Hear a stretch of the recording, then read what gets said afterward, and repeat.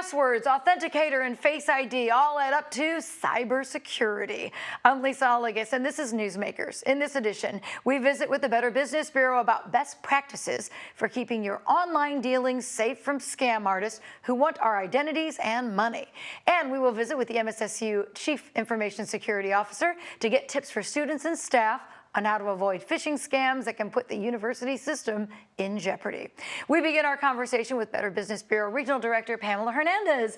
Thanks for being here. You always give us such great tips. Oh, thanks for having me. Yeah. Well, the more we do personal business online and on our phones, the more we need cybersecurity. It isn't just for tech experts. So changing passwords and simply remembering them can be so frustrating for me and some others. But you say the first step to protection is strong passwords. So what are some habits that we need to have? Well, absolutely. Strong passwords are the one thing we can do when we feel sometimes really helpless with all of the data breaches and security breaches that are out there. By having that password, it's like your gate. It's your strong wall. So we want something really strong, something that's really going to protect our information online. And probably the most important thing that people need to think about with their passwords is to stop using the same password everywhere, reusing that password. I know, it's so hard. I used to be so It was so easy guilty to remember that way. Yes, it was. It was so easy to remember. But if you think back to last fall when there was a mass breach at Google, at Gmail, and all of these Gmail passwords were lost. All like of this 183 million, something like, right? So I don't even know how many, so many passwords were lost. Each of those people, or even a fraction of those people, if they use the same password for their bank accounts, for their social media, the type of risk that they had put themselves in, it could be devastating. So because we continue to have those types of data breaches, we need to make sure that we're not reusing that password over and over and over, that we're creating unique passwords that are ideally, 12 characters long. 12 to 16 is what's recommended, and it's some sort of combination of numbers, letters, lowercase, uppercase, special symbols, and they don't have to be random. There for a while we all got in that place where we're trying to create this just jumble of things. Gibberish that you can't remember. Yes. You're never going to remember gibberish. You don't have to do that. Okay. But you do want to steer clear of things like mother's maiden name, pets' names, dates of birth, things that are out there, whether they're out there in a data breach or whether because we're sharing them on social media. You know, we share a lot of personal information on social media. And sometimes it can be easy to hack into an account with a little bit of information that you think is innocuous plus what somebody has bought on the dark web based on a data breach. So just try to avoid those things that are personal to you and create a passphrase that only you would know. So for example, maybe you have a favorite quote. You could take the first letter of the quote and substitute out a few things with symbols and numbers to create something that's unique to you. Okay. Well, because I know I'm one who likes to use familiar words, phrases, and names, so I'll have to look for something a little more secure. So one of the things, though, you recommend, though, is having a password manager, because they're so hard to remember when you have so many passwords. So tell us about password managers. What's the best way to use one? Well, so think about a password manager as the digital version of the password book some of us used to use, right? Where we keep everything in analog form. Written down. Written down. Now it's just digital. It's an application that you can get, and then you can just have one password to rule them all. You're only responsible for removing that one master passcode, and you let the password manager store that safely for you with a high level of encryption. So you're not trying to run around remembering all of these random passwords that you created. You just have to remember the one master password, and then the password manager can take care of the rest of the work for you. So how do you get the password manager? It's an app? Yeah, there are apps. A couple, I talked to we have an advisory board for Springfield BBB, and one of them is an IT specialist. They're an IT company. I'm like, what do you recommend? They recommend an app called Keeper. They recommend sometimes too 1Password. Those are some of the top ones. But there are others out there that you can look for from independent review sites. And again, they're just something that you can use via an app. They should work across platforms. So for example, my password manager, I can use on my phone. It works on my laptop. It can work onto another device if say I have an iPad that I want to use. That's very important with a password manager because then you want it to be able, when you use that 1Password, to autofill whatever password you've chosen for any other app or site that you're on. Okay, good advice. I know when dealing with online banking, our campus prefers that we don't save passwords or use autofill. So are those bad or good? When should you not save passwords? Those in-browser password managers, for lack of a better term, those are the ones that can be a little more dangerous. And again, I talked to my friend and teammate who's on our advisory board. If you log in across a platform or someone can get access to that login, now whatever you've saved in that browser is vulnerable. So you don't want to save those things to your browser. When it asks you, would you like to save this credit card? Would you like to save this login? You want that independent encrypted password manager that you can pull it up on your phone. So let's just say you're logging in on your laptop, you can pull it up on your phone, or you can put in a browser extension that will just allow you to bring it up and autofill from your password manager. So rather than trying to save that to that site at all times. Right. You want to do it through your password manager. Right. So like when you mentioned banking, sometimes you'll see that checkbox that says, remember me. Yes. Avoid the remember me. Avoid remember me. Just in case. You're going to let the password manager take care of all that for you. Okay. Well, people order all kinds of things online that way too. So what is a safe way to keep your credit information available for charging those things so that scammers can't get to it? You know, there's always that risk and reward. If we want to make online shopping as frictionless as possible, you can let certain companies keep your credit card information. But that's where you become vulnerable to a data breach. It happens to companies all the time. We see them in the news. Sometimes you get those postcards in the mail that alert you because they have to do that when there's a data breach. So it's the risk versus reward of how you want to manage that data. Again, if you keep it out of the retailer's site, you're less likely to lose that information. That does mean you may have to pull that credit card out every time you shop online, but then more online stores are enabling Apple Pay or other kind of payment methods that allow a bridge so that your information is over here and they're getting paid over here, but you're not giving them directly your credit card information. So that can be another alternative than storing that information directly with the retailer. Okay. Are data protection companies a worthwhile investment? I often get messages, that an installed service, oh, you were protected from being hacked 79 times. How do we know a notification breach is real and isn't just scammers? And should we invest in one of those companies that tries to prevent scammers from getting on our systems? So with those things that are out there, they're monitoring your data. And they may be monitoring your data. They may alert you if they find that your information was lost in a data breach, but they're not necessarily going to stop that information from being sold. And a good password manager, when you go to log into that site, it will tell you this information has been found in a data breach. So that's another thing a good password manager can do for you, is simply alert you, this company, your login could have been compromised. Now's a good time to go ahead and change that information. Okay. So you kind of created a checklist of password safety things to do. What is on that checklist for us to know? Okay, so first thing, we're going to find that password manager. We're going to try some out. We're going to ask for recommendations. A lot of them will have free trials, and that may work for you, the free version, but a lot of them also have paid version with other things. So you're going to test it out. You're going to find one you like. You're going to create the master password. This is the one you need to remember. This is the one that needs to be up here, not written down somewhere. And then you're going to go through and you're going to look for those weak passwords. You're going to look for those ones that you've had forever, that you haven't changed in a while. Anything that's notified you that this was in a data breach, you need to go through, and it may take a while. This may not be a one-day operation, but you need to go through and change them, and then turn on multi-factor authentication anywhere it's possible.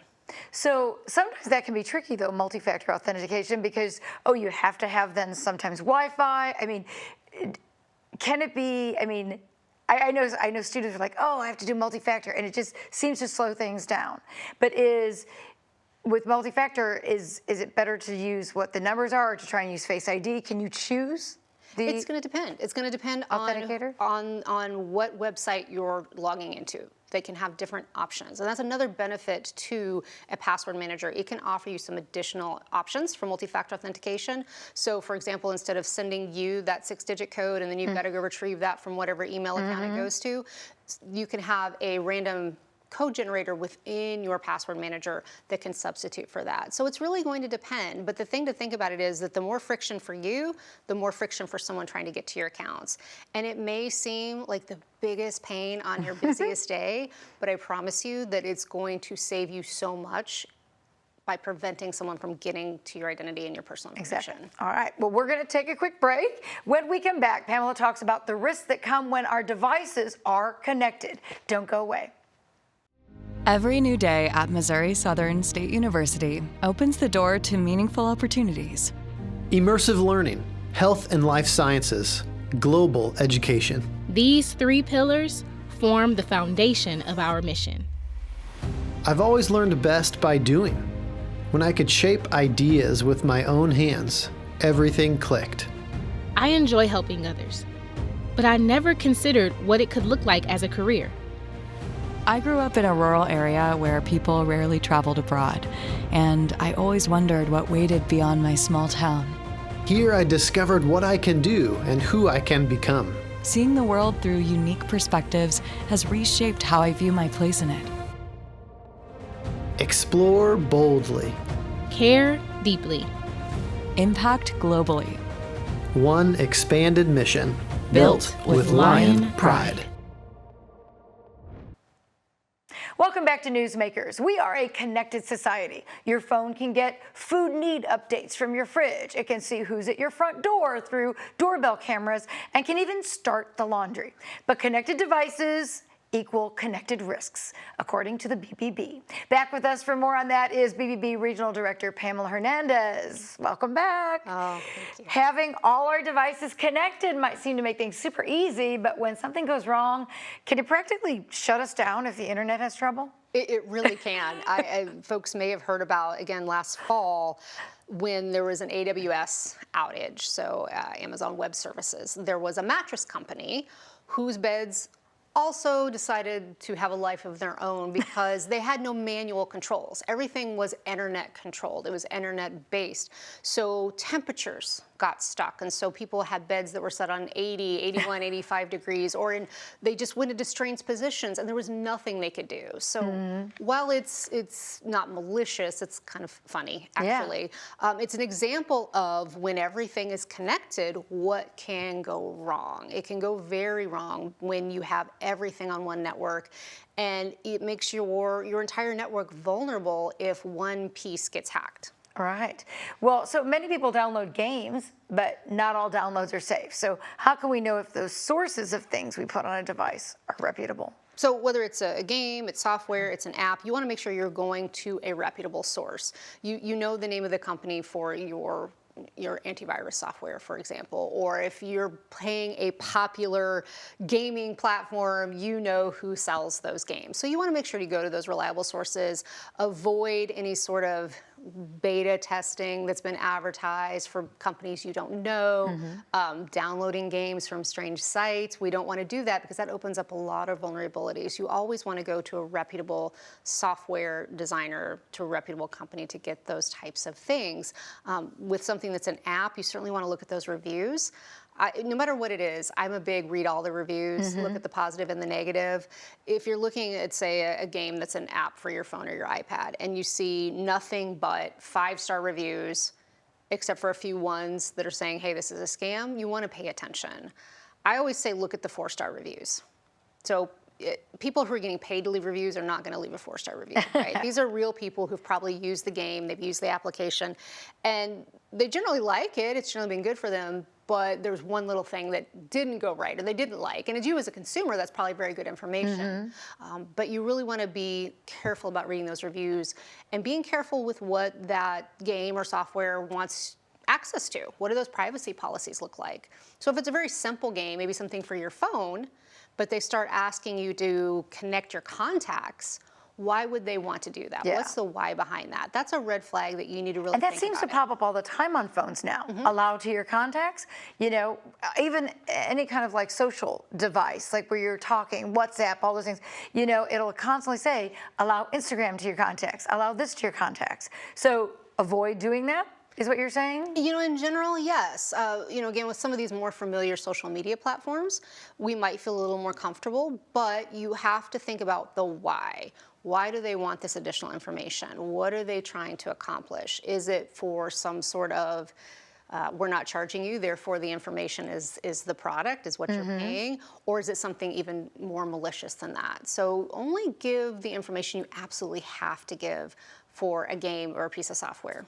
Okay. I mean, you might have something in your contacts you don't even realize was there. That's true. You know, whether it's other people's emails or names of children who might appear in your passwords. Exactly. Something like that. So. It's that information that allows social engineering to happen. It's personal identifying information that someone can use to get additional information and access your information. Okay. Some apps are constantly updating. What should be expected? What is safe? You know, I mean, how do we know that that update is a legitimate update before we have to, you know, if we click on it?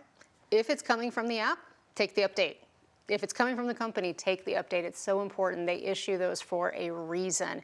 And when things don't get updated, that's when those vulnerabilities stay out there and hackers can try to take advantage of that. So either set a routine to make sure your devices, whether that's the refrigerator or your laptop, get updated, or set the updates to automatic. So if they're coming directly from the company, you want to get those updates. Okay. Good to know. So a lot of people work remotely. How do we connect with workstations without making them possibly vulnerable to internet hacks? You know, our life, work and life are just overlapping constantly, right? And that's why it's so important, no matter what device you're using, to make sure that you're keeping it up to date and to make sure you're using it in a secure environment. So for example, let's think about like home Wi-Fi. Okay.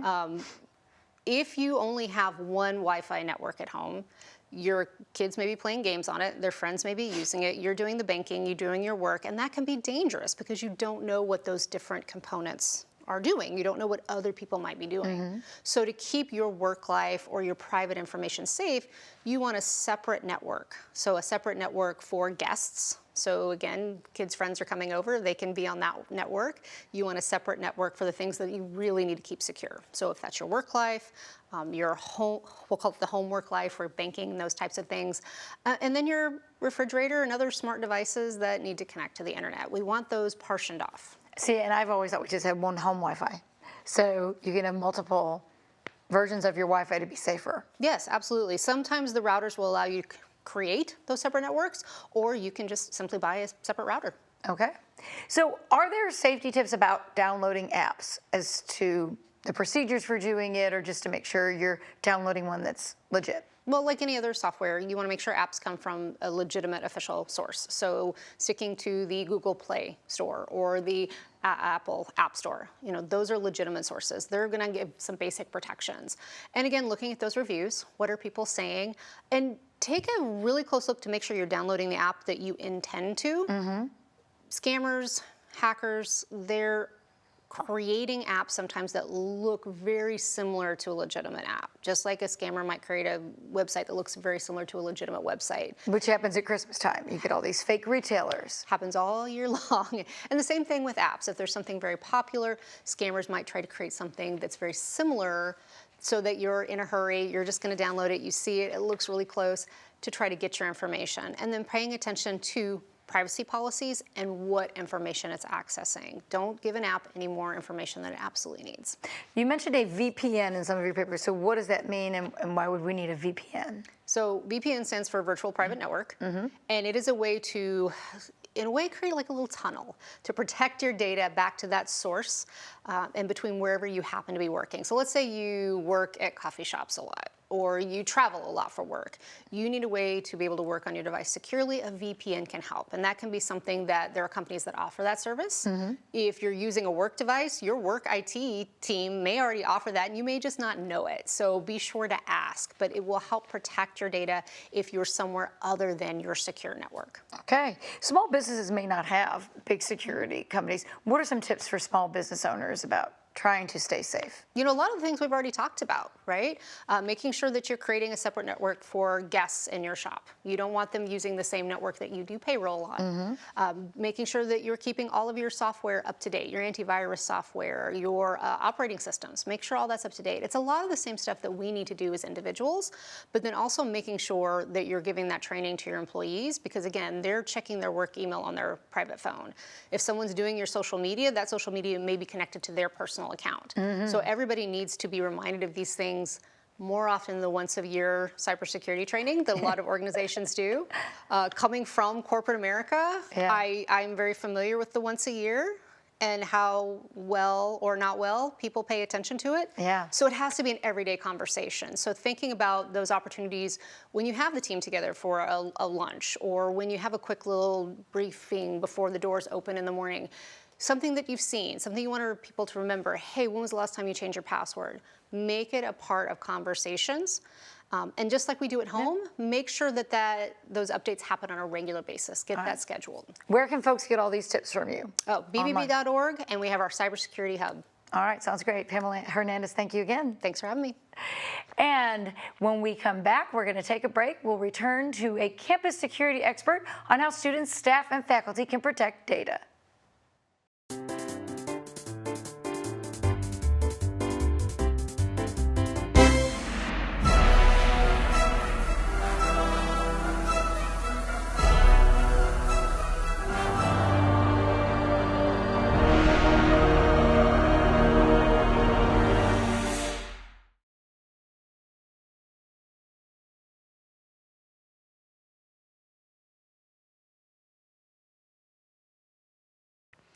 Welcome back to Newsmakers, where we are diving into the world of cybersecurity. We've talked with the BBB about passwords, apps, and devices connections. On a university campus, it's extremely important to protect educational information. Universities have also been the target of scammers for data breaches. We learn how to prevent that and get other safety tips from MSSU Chief Information Security Officer Gary Dodson. Gary, thanks for being here. My pleasure. We welcome you to Newsmakers. Most of us, especially students, do a lot of work in the online world. So how does that put us at risk here at the university? Well, certainly students do a lot of their work online. Most of their classes have homework assignments. They use email all the time. And those certainly can be a risk to their information. However, the biggest risk to campus information is usually from employees, staff and faculty, because they have access to much larger swaths of information. So why is it important for us to be vigilant? I mean, what kind of information is at risk here? So there are a number of kinds of information, and most of them are regulated by federal law. Private student information, identity information, grades, those kinds of things. We also have employee information, like social security numbers, dates of birth, financial information, banking information. Those kinds of things are very private, very protected, so we have to be very careful how we handle those. Yeah. So what is the biggest mistake we make that can put us at risk for a data breach? Well, by and large, the biggest risk for data breaches is phishing. It's been that way for several years, and it hasn't changed. Phishing has gotten much better, so it becomes more and more difficult to prevent that. However, that's not the biggest mistake. The biggest mistake is when people make a mistake and don't call us, because if we know about it, we can help make it right. Yeah. So a number of years ago, MSSU did suffer a data breach when some kind of Trojan horse was downloaded. What are the best ways to prevent that when it can look so realistic? I mean, sometimes you'll get a letter, it's got the university logo, they mimicked the president's signature. It's really hard to not say, oh, I need this information, let's go ahead and take a look at it. What are some telltale signs to prevent making that mistake? Well, so you're right. Phishing has become very, very good, very difficult to detect. But there are always some telltale signs you can see. For example, if it's something that's a deadline you have to do right now, it doesn't give you time to think about it. If it's something you're not expecting, an attachment or a request for something that's not normal, those kinds of things you can always watch out for. The good news is that even if you don't detect it and you do fall for it, we have multiple layers of defenses. One of the big ones, of course, is our staff and faculty to be knowledgeable and to prevent as much as possible. But we also have other defenses that can monitor, for malicious activity and stop it before it becomes a problem. So what kind of training does the university have to combat the efforts of scam artists? I mean, there's kind of an online training, right? Talk to us about that training and what you emphasize there. So yeah, we offer once-a-year training, and phishing, of course, is a big part of that. Also, how to prevent other kinds of malicious activity, social engineering. What to watch for with, individuals maybe trying to get into areas they're not supposed to be in, or, things like that. Phishing, I think, is probably the biggest part of it, though, and how to, also, of course, how to have strong passwords and prevent loss of credentials. We're talking phishing. It can be something can look so real, but it can be like maybe one letter being wrong. Tell us maybe some things we can look for that. Oh, that's suspicious. So that used to be easy to detect. With the introduction of artificial intelligence, you find less and less cases of that. The spelling is much better. The quality, it looks very authentic. It may have a logo on it that looks very authentic. Signs like that are more difficult to come by now because of the So recognizing a fake, not so easy. Not as easy. You have to look at other things, like, again, something you're not expecting, or something that doesn't feel quite right. It's a request that someone made that they normally don't make. In cases like that, the best policy is to reach out to that person or that company or whatever through an alternate means, a trusted phone number, for example, to find out if they really did send that. And then here, because I did take the training, one of the things it said is the number one thing you should do is slow down. Why is that important? Most of social engineering deals with causing you to do things quickly without thinking. If you take a moment to think about it, to see, to think about, is this something I would normally be getting, or is this how this should be handled? Maybe you recognize that, yeah, this I should check on this because it's not quite right. What are some of the data that people would steal if they do a breach to a campus like ours? So I mean, you mentioned social security numbers. That could be a big one. Any personal identity information like that. Of course, banking information is very, very. High level. I mean, you want that secure. Yeah, it's going to be worth quite a bit on the black market. Of course, medical information that we have in our insurance. Things like that can be sold for a fair amount of money. So what's the number one tip you have for us for securing our campus information? Well, I can't give you one without giving you two. Okay. So the first one is, be vigilant, be careful, be aware that everyone's trying, that there are a lot of scammers out there that are working night and day to trick you. But the second thing is, if you do fall for something, don't be afraid to call the help desk.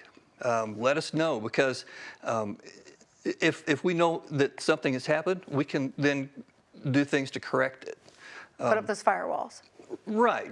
But go in and ask people to change their password if they've given out their credentials. All right, Gary, thank you so much for all this information. Appreciate it. Thanks for keeping us up to date. That wraps up this edition of Newsmakers. Be sure to be cybersecurity aware. Thanks to our guest, Pamela Hernandez with the Better Business Bureau, and Gary Dotson, MSSU Chief Information Security Officer. And thank you for watching Newsmakers.